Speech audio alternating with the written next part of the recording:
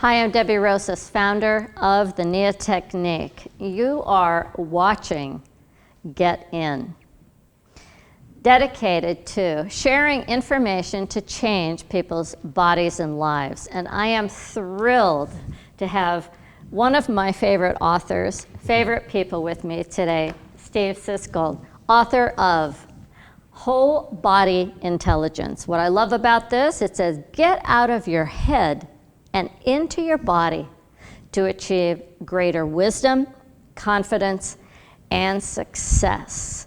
You know, I love your book, Steve, and the thing that I love most about it is I don't need to have exercise clothes.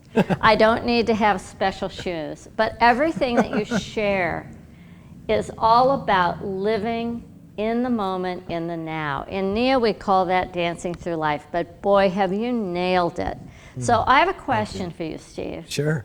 Who are you?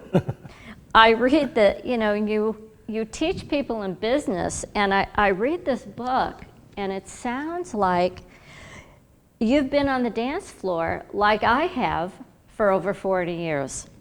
Who are you that has created this book?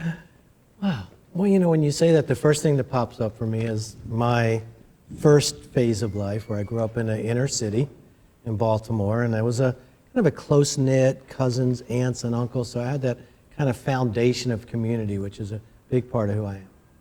Then I went to college, and real quickly there was the Vietnam War, and I started to get active and learning about life, and I had this epiphany, this one huge moment where I was on the campus, and there were things going on, and all of a sudden the National Guard arrived, and I saw a guy come by, and I looked at him, I said, oh my God, that's a guy from my high school. And I looked at him and I froze. I think my life changed in that moment. I just started really looking at what am I about? What's life about? And that kind of took me in the direction of inner, started to look inner for the first time. And then I moved to Hawaii, and I'm kind of I tell people I'm a combination of like an inner city Baltimore city street guy. Got the Seinfeldian kind of humor. And I'm just real intrigued by things like aloha, spirit, and spiritual. So kind of all that together, that's who Steve Sisgold is. Is this your first book, Steve? That's actually my second solo book. First book was What's Your Body Telling You? Okay. Which got people started to inquire, like, oh, my body actually talks to me? And then this is the last 6 years since that, going into corporations, going into medical offices, really taking the work and turning it into a program, is which you're a master at. But for me, it took quite a while to say, well, I've got this work, how do I actually package it? And this is how it became packaged, that we're a whole body and I love the title Whole Body Intelligence. And you mentioned that moment in your life when you felt your body freeze. That is that intelligence of your body talking to you. And you mentioned that as a pivotal moment. What was it about that freeze? Did time slow down? Did you hear an intuitive message? I'm starting to move because I'm liking your question. This is realizing that pivotal moment, actually, I looked at myself and I thought, wow, I'm unconsciously becoming a lot of what I'm against. That I'm just going on automatic and doing things, and maybe I should take a moment and actually feel and have something else guide my decisions. And from there, I just started looking into, yoga, meditation, learning about breathing, and never was a doctor or a psychologist. I just kind of fell into watching people and going, that person's not breathing. I was a writer. I'd write something for someone, they would deliver it, and I go, even though the words are coming out of their mouth, their body's saying something else. And I just became really intrigued in like somatics and cellular memory, and even before those terms were there. Right. And that's kind of how I got into it. Well, oh my gosh, when you talk about being in college, and what year was that? That was around 1970. Around 1970. Was this the Kent State kind of time? It was right after the Kent State type of time. Right. So that was a time in our life, I know for me personally, that I felt that I was being affected by the world that I was a part of. But I was not affecting it. I was not a part of affecting and creating change. And I know you talk a lot about getting out of the head and really living in your body. And I know that the personal experience I've had of reading my body and reading sensations give me an opportunity to make a choice. Am I going to be part of the change? Am I going to go with the status quo? Am I going to stand alone? And am I going to be a change maker? I think you're a change maker. And I think that experience gave you that opportunity, as you so beautifully talk about the power of choice, and that we do have a choice, and every moment is an opportunity to make a choice. Tell me what you mean about talk story. I love stories. And I believe when I look at somebody, I really do see a story of their life. I love nothing more than hearing the gritty, intimate details of somebody's story. But what do you mean by talk story in relationship to whole body intelligence?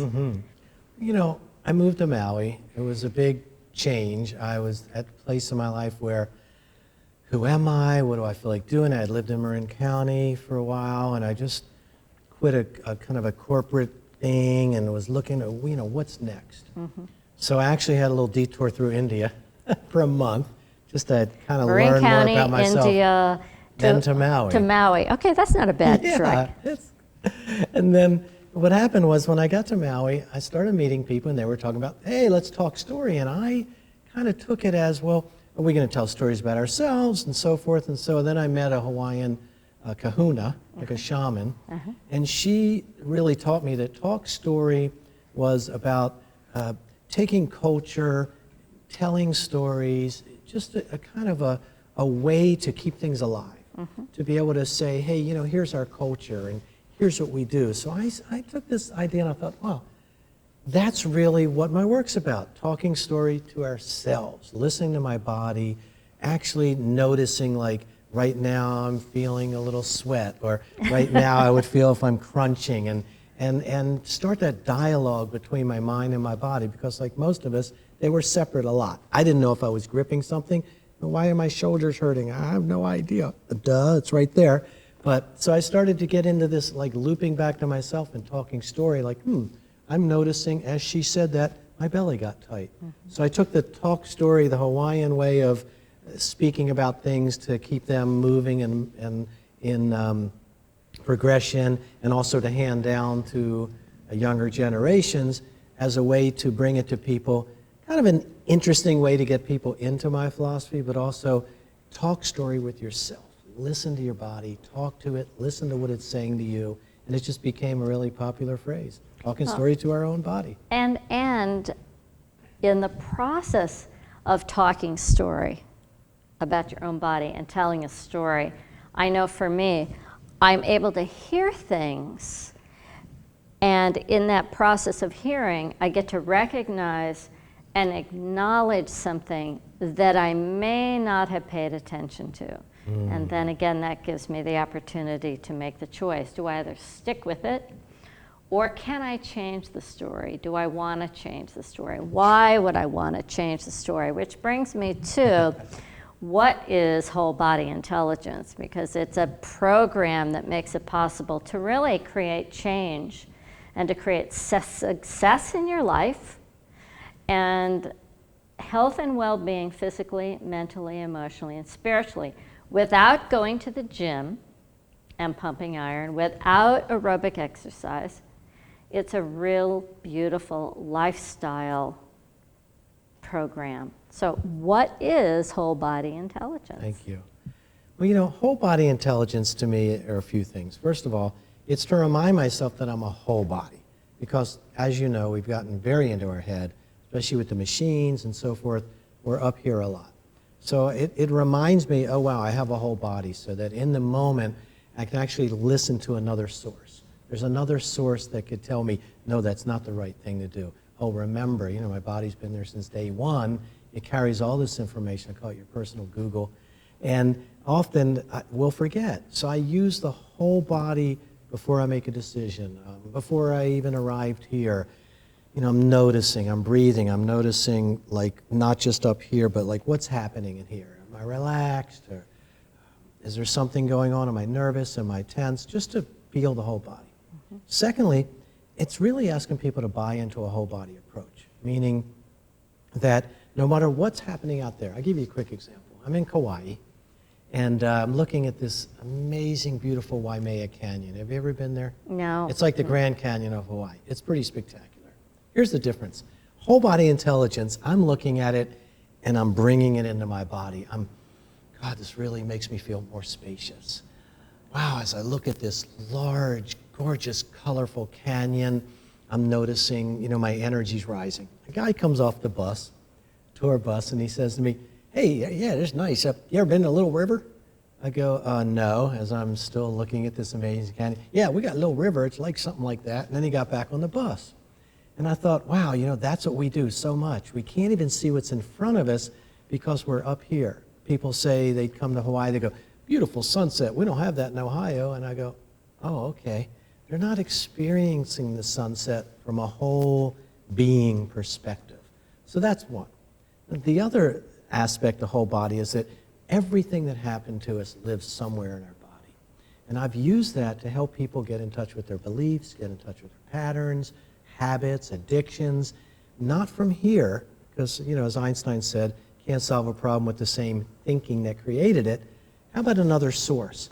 And it just started taking off, Debbie. I just started working with people towards, like, what do you want in your life? They would tell me, and I go, I noticed as you said you wanted a really beautiful, loving relationship, you put your arms over your heart. Let's look into the whole body's intelligence and find out why, when you talk about relationship, do you cross your arms over your heart? And that was it. We always got to a different answer than we could get up here. So it's whole body intelligence, meaning go here as you're going through life versus just here and see. You've got another resource. It's much more expanded awareness. So then I ask you, they, whoever they are, say that what we teach, what we write about is what we personally most need to learn. What is it about whole body intelligence that has changed your body and life and keeps you motivated to walk this talk? Great question. The first thing that popped up for me... I want something personal, I do. Yeah. First thing that popped up to me is, for whatever reason, and I'll tell you even more personal, I was a great people pleaser. So I would say, sure, I'll go. Sure, I'll do that. And then afterwards I go, oh, man, I don't want to do that. What am I doing? I beat myself up. So I learned to take a pause. Just that little pause and go, no, something's telling me no. You know what? Let me call you back. Or, you know what? Love you, but I'm not really feeling like doing that right now. So that was a big change in my life because I got overcommitted, overextended in every area because I was afraid to say no. But a good example is I grew up, as I mentioned, in this row house neighborhood. Everybody was called aunt and uncle. There were no locks on the doors. It was a wonderful way to live. Everything was right there. There was the butcher shop, there was the school, there was everything. The first time my cousins and I ventured out of the neighborhood, first time, we're like little guys, we're going to go up and stick our thumb up. How old were you? God, we were like 8 or 9 the most. Little guys. Yeah, we lived in kind of what you would call, a ghetto. I mean, it was pretty much everybody ate the same, looked the same. Yeah. It was just all I knew. First time I get out in the neighborhood, we're putting our thumbs, and a black, shiny Chevrolet pulls up. I'd never seen a car like this in my life, spinning wheels and so forth. And out of it came guys, not clowns like the clown car, but guys I had never seen in my life either. Black jackets, long, greasy hair. And they came up, they called us names, beat us up. First adventure out of the neighborhood, ran home, couldn't tell my parents what happened because they wouldn't let us go out again, so I just held it in. Wow. To this day, Debbie, I, once in a while, be ready to go on stage, even on like a large national TV, and my mind's going, woohoo, I'm going to promote my book, I'm going to be out there, I love doing this, but I could feel something was in my body. And what I could feel was that memory of like, is it safe out there? Mm-hmm. So, in me is still a place at times that if I don't catch it in the body, it could influence how I act. It could make me kind of choke through an interview, but oh yeah, there's that old memory coming back. So that's really why whole body intelligence is something I'm learning all the time, to remember, take a breath, your mind's starting to trip out and tell you something that happened in the past could happen again, and there's no evidence of that. It's just old memories. So I do use whole body intelligence a lot to remind myself, you're in this moment, you're safe. Let's venture this moment as a fresh one. And it is every moment for me, there's that choice. Yeah, well, that's what I loved also about your writing style, sharing your story, and being in the body business myself. What I love is to get a different perspective on the same information. I believe that we are all looking for an extraordinary in-body experience. And I find it very interesting that the things that we can do as a culture that give us the greatest high and satisfaction do not come from being in our mind. They come from either altering our body experience in some way so that we let the walls down, so that we can, the veils can be thin and we can feel our experience in this body to the world around us. And sex. How annoying is it to have sex with somebody that's making a grocery list or thinking? That's a whole body experience. Exactly. And the fact that our body holds on to memory, particularly when we are threatened. I know for myself, when I was 12 years old, walking home from my flute lesson, carrying my flute, a man tried to pull me in the car. He actually got me in the car and was reaching across to close the door, and I took my flute and hit him across the head and fell backwards out of the car, rolled down a ravine. Whoa. Got up to look at the license plate number. He put the car in reverse, and I had to dive back down the ravine. But to this day, when I get in my car, there are those moments when I'm oftentimes sitting at a stoplight, and if somebody walks up close to the car, I can be taken back to that moment in a flash. And it's not conscious. It's this unconscious memory that I believe is there for our safety, for our survival. True. Protect us. So I say, thank you, body, but this is now, and Yes. that was then. That's, You know. I constantly say to people, that happened, Yeah. and it's not happening now, but it's so real. The Yeah. Chinese call it paper tiger. It's like if you draw a tiger and you believe it enough, you'll feel like it's biting you. Exactly. And we do that constantly. Yeah. We're constantly future tripping and thinking and worrying. But as you were speaking about that and you brought up the sex, I had something that came to mind, especially in relationships. So I remember working with this couple, and the guy continuously was projecting that their sexual issues was that she wasn't open sexually. And what I did, I use my body in my work often. I notice through the years, and you probably can relate to this, I'll be with someone and I'll go, I'm feeling something in my chest. I go, yeah, that's where it is. So I'm constantly looping back. Empathetic in a way. Constantly, yes, feeling, well, what do I notice? So I just had this instinct in my belly, and I said to the guy, I said, why don't you just stand opposite your wife and start walking towards her and tell her that projection you have. And as he walked towards her, he was like this, and as he walked towards her, he said, you're shut down sexually. And his hands covered it. No. And I said, very good, very good. Now back up. He backed up and his hands went open. Wow. I said, let's try it again. And he walked towards her and he said, the reason we're having sexual problems is because you're shut down sexually. He kept covering himself. So I went, do me a favor, look down at your hands. And it was just like, and tears started to come. Wow. And he started to open around his intimacy issues. She started to cry, and they told me that night The they rest got back is to history. love again. Yeah. Yeah. So it just reminds me all the time that this body here is actually my billboard. It's projecting right now a message, and if I'm unaware of it, I have clients, Debbie, they'll say, help me, and they're teaching a stress management program, and their legs shaking, and they have no idea. And I go, did you notice that? No.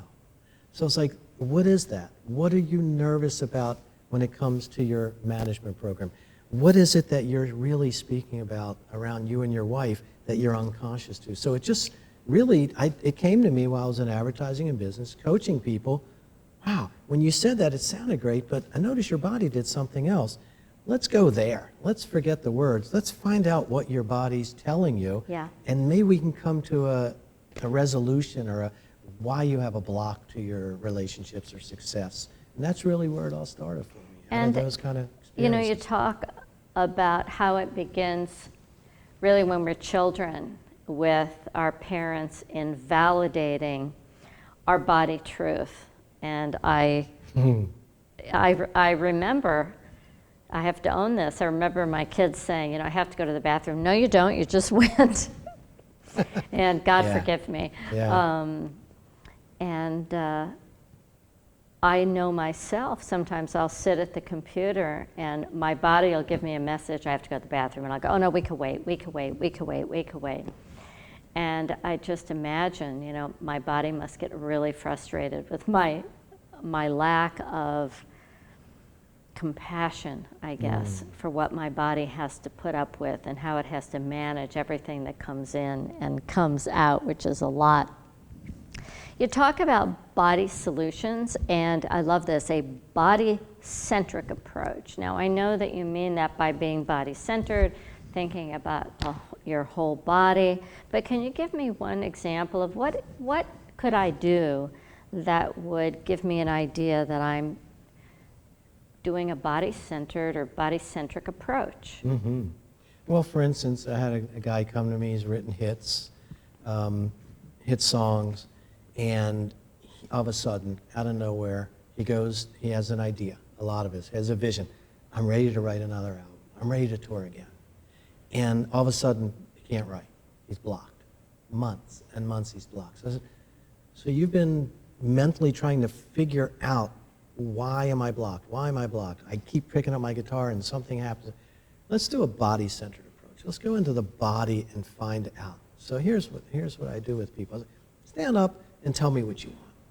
Let's try something different. Let's see what the body has to say, because you've tried to spin the answer out of your mind. So this is something somebody at home could actually do. If they have a question, they could actually stand up and say, come on, body, tell me what you want. Tell me what is the response in my body as I have a desire, which is a lot of my work. So for instance, I want to, can't get the word tour out. I want to record, boy, there's something uncomfortable in my body about recording and touring. Didn't realize that. Let's breathe, let's listen. Where do you notice it? How familiar is it? All the questions that we'll talk more about. Long story short, as he goes in, and actually our habit is to ignore it, right? Numb it, stuff it, forget it. He actually, as you let it happen, the body, the familiarness starts to come up. Oh, wow, I'm starting to get memories. My last tour, my wife left me. Oh, wow, okay. My brother was jealous. I'm seeing it. So you can see where we're heading. There's a belief that lives in your body that's blocking you from writing. And every one of us. Mm-hmm. We got betrayed in a relationship. Why are we nervous in the next relationship? We think we want it, and we do want it, but something in our body saying, don't do it, you're going to get betrayed again. So my work is really, let's go into that portal. Let's go in there, back to the memory, and express perhaps what you couldn't as a child, or you couldn't when you were small or punished or whatever. And maybe expressing it, moving some of that energy will enable us. So long story short, the guy goes through that, he gets the belief, he moves it through his body, then we work for about a week working on that. You could actually go on tour and actually be close to people. Well, at first the body said, no way. The body's like, no, I don't have that experience. But then finally the body settles into it and he starts writing again.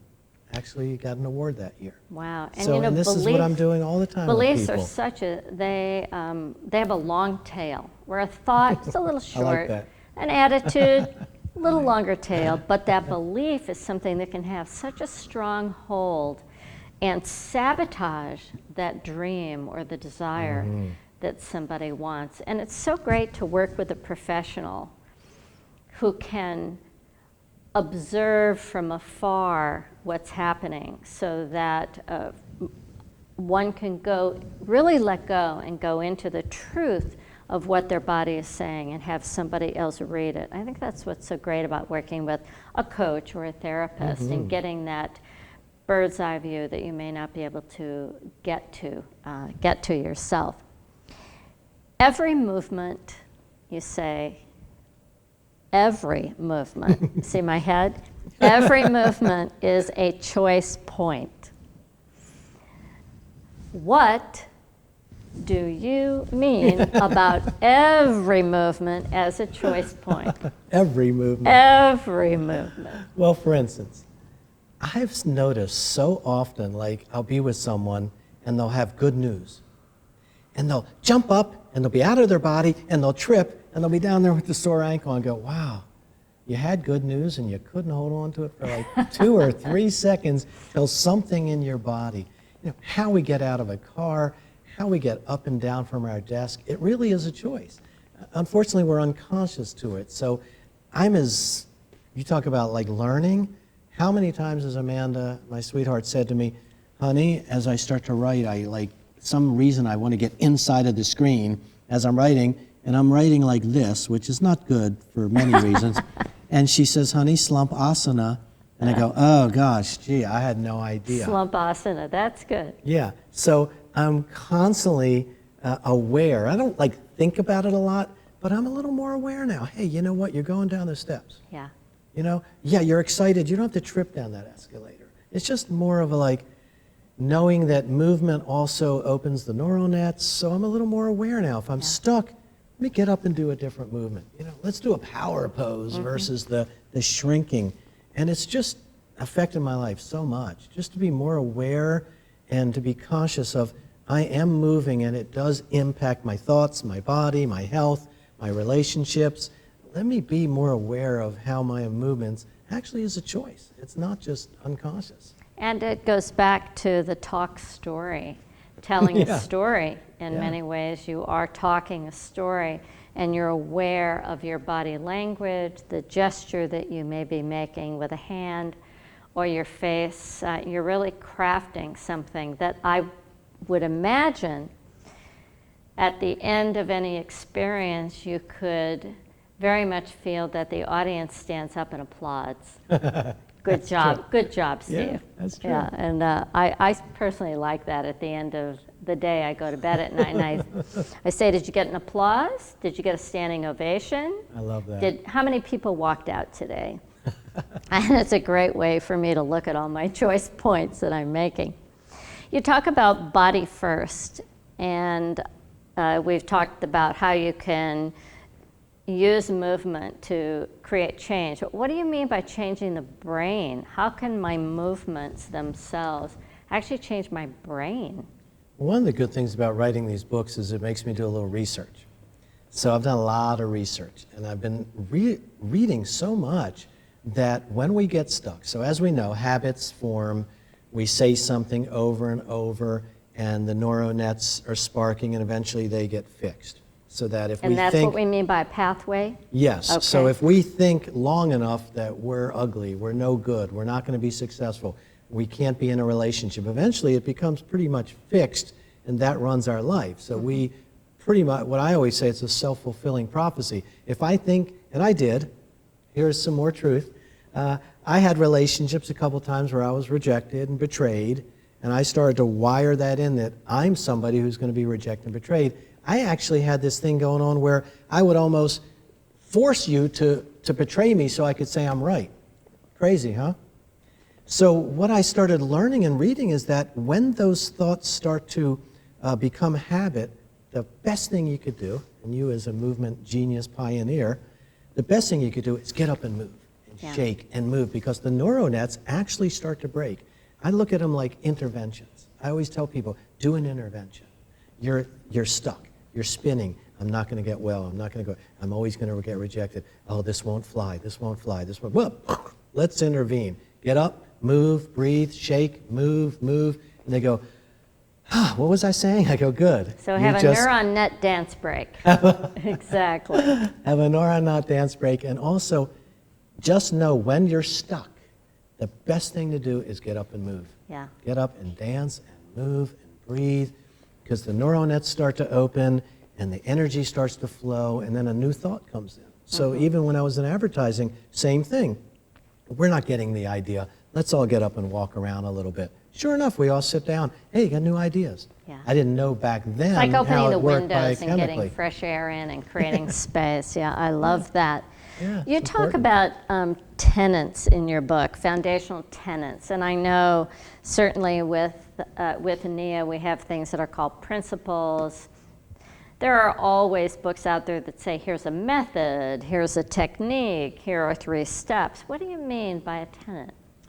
Well, I think what I mean is that basically the whole idea of all of this is that the foundation is that I live in a body, and that body went through experiences. That body went through experiences in the womb, even during conception, but let's just start at the womb. I've watched films. I've watched where the baby's just kind of breathing and rocking. Mom takes a little puff of a cigarette, shakes, stress.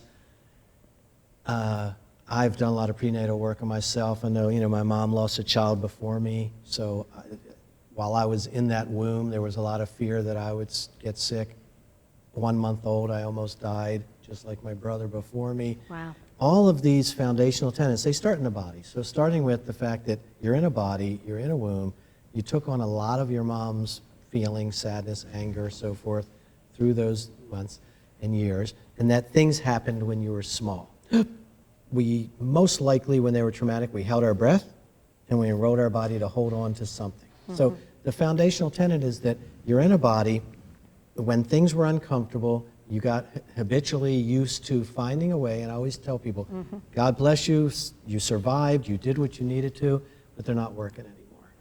So basically it's changing those habits, changing those body-centered patterns that we formed, and becoming aware of them, and being able to change them. And then of course using breath, movement, speaking to ourselves, like I'm noticing this, I'm noticing that, so that the brain and body are in harmony and in conversation. Those are the basic tenets of my work. And I the love foundations. the way you talk about noticing. And it's one of the things that unfortunately we don't give our children time enough to do, much less in school, free time, just to notice what's it like to be in the body and live life in a pleasurable way in a body, and to trust the voice of the body.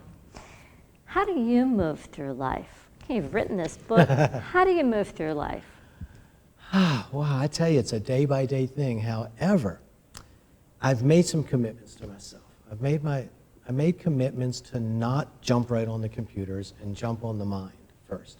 So moving through life, how I move through life, I'd like to move gracefully. I don't always. My commitment is to move through life being authentic and transparent. There are times where I forget, but I'm more aware of when I wake up and I do some breathing exercises, I take a swim. When I do movement first and foremost, I have a different kind of day than when I go to the mind first. So how I like to move through life is gracefully, easy. I'm kind of a mellow guy. However, there's beliefs and nerves and things in my nervous system from mom and things that I heard and were taught that will come up. My goal right now is to move through life consciously so that I catch those. I'm holding my breath. I'm doing just like my mom. My mom used to say, be careful, be careful, be careful. All the time, I tell you, be careful. And I find myself saying, be careful. So the first time my son was climbing a tree and my mom said, be careful. And I went, no. You're just going to sit here and breathe. If he falls, I'll catch him, whatever. But he's not going to learn that to be cautious. So I've had a lot of nervousness and looking over my shoulder, how I grew up, some of the things that happened in our neighborhood, some of the prejudices and stuff I went through. And my goal is to move through life easily, but there's still that, and if I don't catch it, I can go into that unconsciously. So that's why I say be aware of those moves, because it'll change a presentation on stage or something I'm doing with a client if I'm not aware of it. You present a belief, and I like it, that having a map, having a method, having a plan is one of the best ways that you can move through your life in your body. And most of my work has been centered around how to be successful in terms of health and well-being, having a healthy lifestyle, being able to get up and down from the floor, very functional oriented. But you've worked with a lot of business people. What is the relationship to body sensation and success for somebody in advertising, in business, a lawyer? I love that. My son's an attorney, by the way. Okay. Very successful. He actually runs a film company, so I'm very familiar with a lot of that. And, you know, my success with business people has basically been, number one, having them really look at like I'm down in the Silicon Valley, they're burning out. Mm-hmm. I mean, that's what they call me for. Hey, we're burning out. Or they call it executive presence. I never knew this. Hey, you're an executive presence coach. Oh, okay. I didn't even know what that was. But it's basically people aren't embodying their job. So they're a manager, they're okay with that. You're now a vice president. And all of a sudden, the person changes. Okay, how to embody that personality, that body. Yeah, and how to actually, I tell people, breathe in is receiving, breathe out is expressing. So can you breathe in that you're now vice president? And that's all I need. They go, it stops right here. Okay, let's go there and find out why you were comfortable as a manager, but all of a sudden you're promoted and you're in charge of this bigger responsibility. It stops right here. Yeah. And in there we get something. Well, you know, somebody told me, who do you think you are? You're blah, blah, blah, blah. There's always some belief that got caught in the body. So for me, it's been really working with people in business around what do you really want? And where do you really want to go? Does it have purpose behind it? Is there some meaning? And let's see what your body says. And boy, I tell you, it's amazing. It's so easy. I just say to people, quick example. I want to have the most success. Ooh, what's happening to your throat? Literally happened. I want my team to be the most successful. Okay, let's look at that. Here's what happens. By ignoring that, there's never any solutions. But by listening to it and going into it and saying it repetitively, letting the brain talk to the body, and all of a sudden he says, I don't know if this is true, Steve, but when I was young, my dad, whenever I'd look out the window, say, hey, why are they getting skates for Christmas? And why are they getting, wagons and bikes and I don't get anything? And his dad always said the same thing. Son, success will make you sick. Just remember that. Oh, wow. Just remember that, son. Success will make you sick. Wow. So this guy forgets about it like most of us. He just grows up, goes to school, gets his thing, starts building his corporate world, and he finds a ceiling. And I said, I wonder. So I picked up the phone. I said, call your dad. Let's find out. Dad was still alive. His dad said, ooh, I can't believe you remember that. I wasn't doing that well, son, and I couldn't get you gifts. And instead of telling you that, I told you this thing. He says, wow. Well, Dad, I think it's in my body. Here's how it shows up. When you met the man, there was something there. His billboard read, don't buy my product, don't build my company, because somewhere in me, I think I might get sick. What we worked on is him embodying that he could be wildly successful and wildly vibrant and healthy at the same time. His body didn't believe it, but eventually, through movement, breath, and embodying, he was like, yeah. And he was like this versus like that. And that's what I've been doing for years, really. It's not that difficult. Well, so putting the body first of all, it's courageous. Thank you.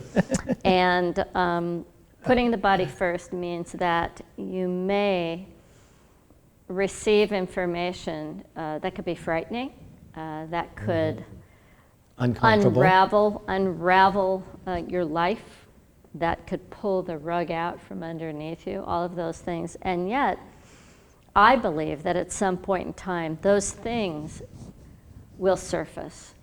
And so to be proactive in life, to really be successful and to choose the body first is the fastest way to get to the end game successfully. And then to have tools and have a map.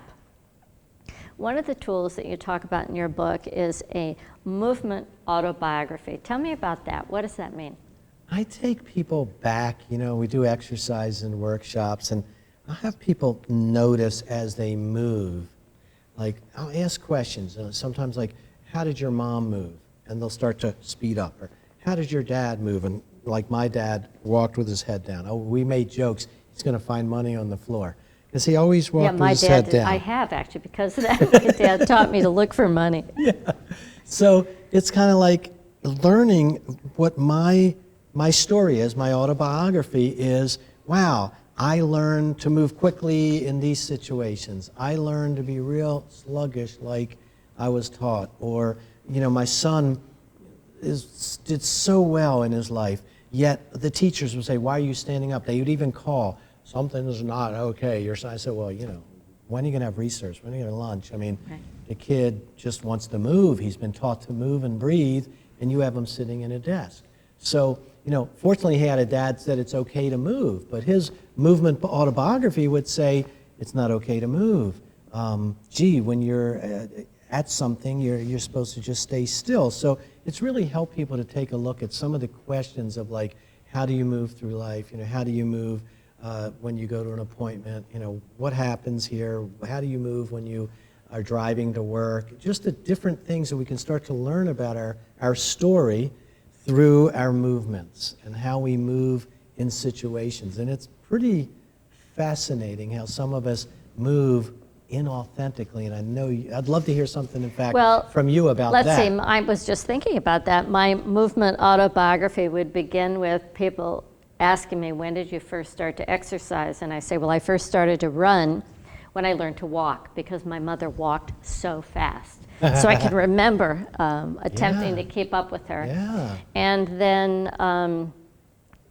I think in terms of movement, I was probably very much like your son. My report cards would say, Debbie won't sit in her chair. She gets up in the aisles and dances. So I would just break out in a dance and get up and move and then sit down. I didn't find it that disruptive, but the school did. And I think for me too, part of my movement autobiography comes from the fact that I had learning disabilities. I couldn't read. I had a very severe, even if I start to think about it, lisp. I can feel my tongue already wanting to go crazy. Yeah, just memory, thinking, I hear you. Yeah, right. Like, they're going to make me say Sally sells seashells by the seashore. Good job. Yeah. And I couldn't go to my mind. My mind didn't function like everybody else's. Mm-hmm. The only place I could go to was my body, and hence my body became my life's work. Through my body, I have learned how to harness my mind and to allow the parts of my brain that translate mind information to work with me in my way, but it's my body's way. I'm a very visual learner. Science is that 70% of what we learn from what we see, 20% from tone of voice, and 10% from the actual words. And that's why I can look at you and say, oh gosh, Steve, I'm so glad to see you. I just think your book was so bad. And, and you'd see my face, and it would take a moment for it to register.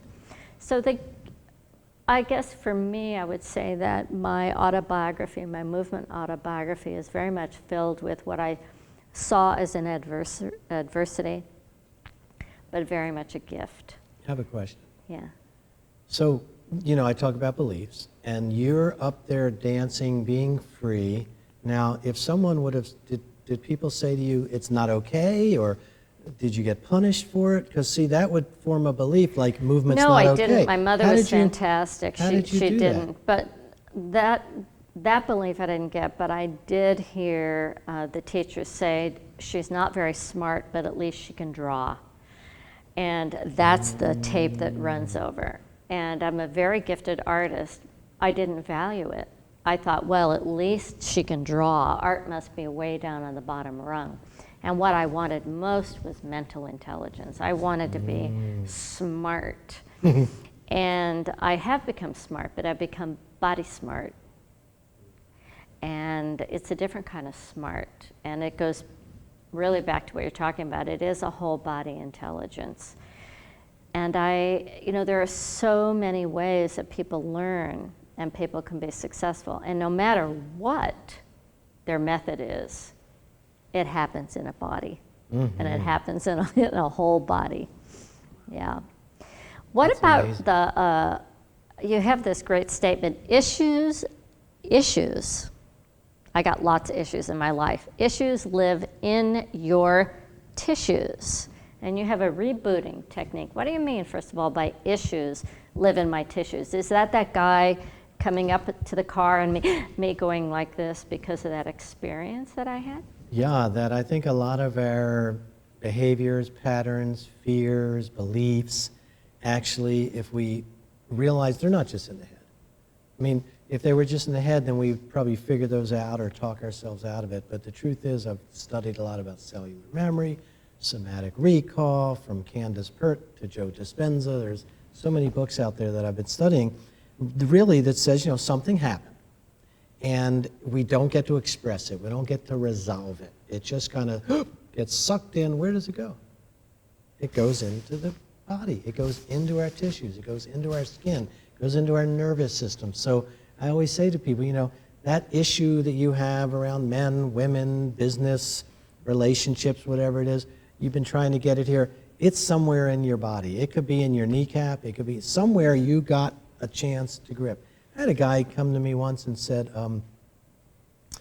my hand's starting to shake. I said, okay. And I was the first person that encouraged him to actually let it shake, because he got used to, he was scared of it. Right. He was afraid of it, right? Right. And as he allowed it to move in there was so much anger. There was so much stuff going on around Dad and things that happened. And it started to go like this, and then it started to go like that. And he was imagining, and then all of a sudden it stopped moving. See, so it's like all that anger, all the rock star who got writer's block, Steve Sisgold, who thinks it's not safe out there when it's absolutely safe. I'm in a green room. What's not safe in a TV studio? I mean, come on. It's ridiculous at some level, right? Those issues are not here. They're in here somewhere, because I'm not thinking that. I'm thinking, all right, I'm ready to get going. Let's go. I'm in the green room. What time am I on? You're in 5 minutes. Oh, I wish it was 1 minute. I'm ready. And then all of a sudden, my body starts to get a little like this, and I go, something's off here. Oh, yeah, I know what that is. Fortunately, I know what that is, because I'm willing to let it happen and go into it. And there I am, 8 years old, ready to go hitchhike. Let's shake that out. And there's that car with the guys. Yeah, exactly. So you're recognizing, by connecting to what your body's saying, you're recognizing what is, then you can acknowledge it, and then you can hang with it or create some kind of a change. And I can say the opposite. I always say, let's turn that viral belief to a vital belief. Mm-hmm. They're like viruses. One of my viruses, it's not safe out there. Another virus might be, I wasn't the first picked on the Little League team, so I'm not going to be the first to sell my book or be picked. Those are little viruses that live in me to this day. Mm-hmm. Yet I have to remind myself, and then I say the vital. I am the lottery. I am a great prize. The publisher who gets me will be so pleased. Lucky. Oh, God, it'll be so wonderful. I will be the first picked. And eventually my body believes it. And you know what happens? The posture changes. Yeah. Wow, all of a sudden I'm like, okay, yes. Well, I think that's the real law of attraction. So you really are writing, not just talking a story, you're writing your own story. Writing and rewriting. Yeah, which I'm sure, as you talk about, keeps you very engaged in life and purposeful in your choices and in the decisions that you're making. Habit, you say, habit is where the body, in a sense, becomes the mind. I love that definition, where my body becomes the mind. Can you speak a little bit more about that? Yes. So in other words, that starts to embody, I think that is the real law of attraction, that I can actually walk in having my body believe that I'm going to go in and get that publishing deal. I'm going to, whatever it is, achieve, have, attract, versus fighting all these beliefs. So that actually, I start to embody it. And I know there's a lot of work around law of attraction, but I really believe that where people have gotten, let's say, confused, is that somewhere they got this message that they could just think and visualize. And I think that's a wonderful thing to do, and it'll appear. But if you're visualizing and thinking, but your body's giving another message, it's going to be incongruent. People aren't going to believe you. It's not going to be authentic. You're probably not going to attract what you want. So having the body be the message, having the body actually like walking in and just feeling comfortable with it, I find, and I was in sales, and I'll tell you the truth. When I leaned forward and was needy, I never got a deal. Wow. People were like, that's exactly what I learned. But the good news is I was an observer. So I said, oh, wow. Yeah. It's not what I'm saying. It's not my product. It's my body language. Oh, my goodness. Yeah. I'm leaning forward. I even would test it sometimes and notice. So I started just sitting back and going, tell me about you. And I'd be breathing. They go, oh, you're so calm. One woman gave me an order for 67 machines for business equipment, my sales job. I didn't even say anything. It was my presence. She just said, I like being around you. Yeah, you made room. You know, it's the difference between I think I can versus I can. Yeah. You know, or I will. Dreams. You're definitely a dreamer. You're definitely a manifester. The stories that you share in your book about your life and the people that you've met and the journey that you've taken. What's your next dream? You know, I had shared with you that on a lot of levels, my dream is to mostly continue to express myself. Sing, play music. I love to be interviewed and interview. I mentioned to you earlier that I used to watch Larry King and think, oh, what a great life. I would love to just like be interviewing somebody in the morning on radio, perhaps on TV in the evening. A couple of my dreams are to be able to be in beautiful places like Hawaii and other places and be able to get inspired and manifest it, like right here now, you know, with cameras, with writing, with a song, just to continue to feel like I'm breathing in and breathing out. So I get an inspiration, I bring it into my body, and then I'm able to breathe it out and have it ripple out and reach those that it's supposed to reach. That's my dream. I love it. To stay in that flow. I love it. I love this quote from Steve's book by Rachel O'Mara from Google, sales manager. This is the intelligence everyone needs. Whole body intelligence will help you navigate life more easily. It helps me understand unconscious messages my body cues tell me and transforms negative beliefs I carried into positive ones, all by using the intelligence of my own body. You are going to change a lot of people's bodies and lives. And is there anything else you'd like to share before we end? Thank you. Well, first of all, I just really appreciate your generosity, your ability to. It's been a great interview, so I want to share that first of all. I just really enjoy. This is my dream. What we're doing right now, this aliveness, I feel more energy and more joy than when I walked in here. That's my dream. That's really what I want to share. And this book offers a 30-day plan. You know, having a plan, having a map is so very important. What's unique about this 30-day plan as a way to close? What can the readers expect to get from this 30-day plan? Well, you know, I picked 30 days because we've learned a lot that habits, it'll take 30 days to change a habit. NASA did work with astronauts, and they noticed even when they were upside down, after 30 days, upside down became right side up. That the brain, in many ways, takes 30 or so days to change a habit. So what's different about this approach is it's all body. You know, day one, you're observing, you're focusing, you're just being aware of one thing, like your breath.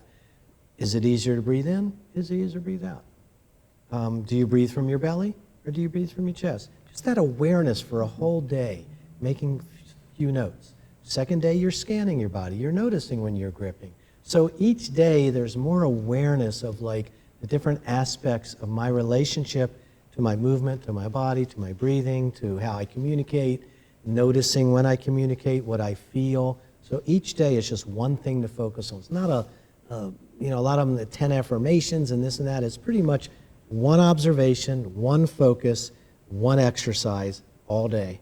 And then the next day you do another one. And at the end of 30, it starts to become natural to you. Like, oh, I'm noticing my breath. I'm watching when I squeeze my fist. And it just becomes your new way of being. So it's not the apple a day or one vitamin a day, but it's the one whole body intelligence observation a day that can really change your body and life. And the cumulative effect, think about it, one a day for 30 days, 30 extraordinary changes that will change your body and life. Thank you so much, Steve. Thank you. Yeah, thank you Thanks everybody for everything you're joining doing. us. If you'd like to find out more information about Steve, bringing Steve to your community even, Thank I you. know NIA communities would love to have you come and learn more and dance with you. Where can they get in touch with you, Steve? Wholebodyintelligence.com. Wholebodyintelligence.com. Excellent. Thank you. Yeah. Thank you so much for joining us.